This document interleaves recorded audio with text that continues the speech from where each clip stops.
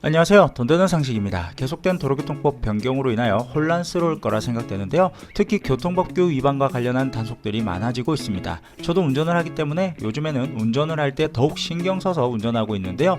그런데 이제 앞으로는 이렇게 운전을 한다면 구속될 수도 있고 차량을 몰수하겠다고까지 밝히고 있으며 동승자도 강력 처벌한다고 하니까 오늘 내용 꼭 확인해 보셨으면 좋겠습니다. 시청하시면서 좋아요 한 번씩 꼭 눌러주세요.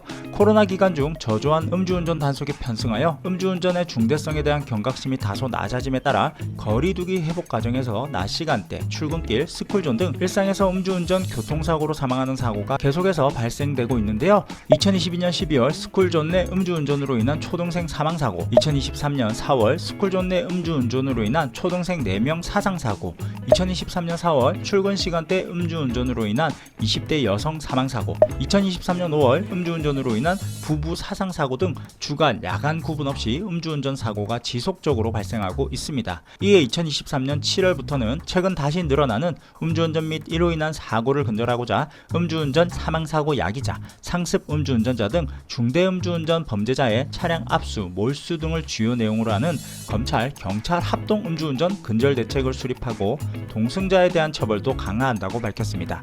음주운전 근절 대책 내용을 살펴보면 음주운전 사망사고 야기자, 상습 음주운전 등 차량 압수, 몰수, 그리고 상습 음주운전 사범 구속 등 엄정 대응, 운전자 바꿔치기, 방조 행위 엄벌, 음주운전 단속 강화, 지속적 검찰, 경찰 협력 등 단속부터 수사, 재판에 이르기까지 형사재판의 전 분야를 아우르는 대책을 수립하고 시행하는 등 음주운전 시범을 엄단한다는 계획입니다. 그럼 차량 압수나 몰수 기준을 한번 살펴볼게요. 중대 음주운전 사망사고나 5년 내 음주운전 2회 이상 전력자의 음주운전 중에 중상해 사고, 5년 내 음주운전 3회 이상 전력자의 음주운전, 기타 피해 정도와 재범성 등을 종합적으로 고려하여 차량의 압수, 몰수가 필요하다고 판단되는 경우인데요. 이제 상습적으로 3회 이상 음주운전을 해서 단속된다 하더라도 차량이 몰수될 수 있겠네요.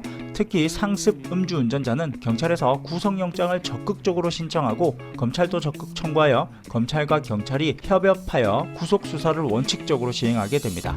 검찰은 음주운전 전력과 현중 알코올 농도에 따라 세분화하여 재에 상응하는 구형을 하고 법정형이 무기징역까지 규정된 위험운전치사, 어린이 보호구역 치사 등은 엄정하게 구형하고 재판 과정에서 피고인의 음주습벽, 피해 정도 등과 관련된 양형자료를 수집, 제출하여 중형 선고 필요성이 있다면 재판부를 적극적으로 설득하고 재에 비하여 너무 낮은 형이 선고되었을 경우에는 적극적으로 항소하여 중형이 선고될 수 있도록 하게 됩니다.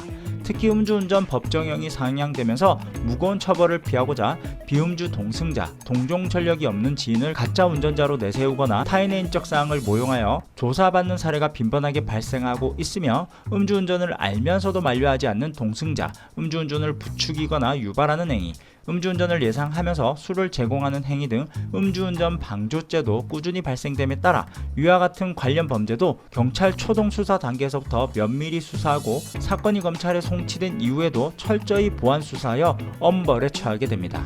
음주운전으로 인한 나의 생명뿐 아니라 무고한 타인의 생명도 위협받을 수 있기 때문에 절대 음주운전은 하지 말아야 할 운전 습관이라는 점 참고하셔서 안전운전 하셨으면 좋겠네요.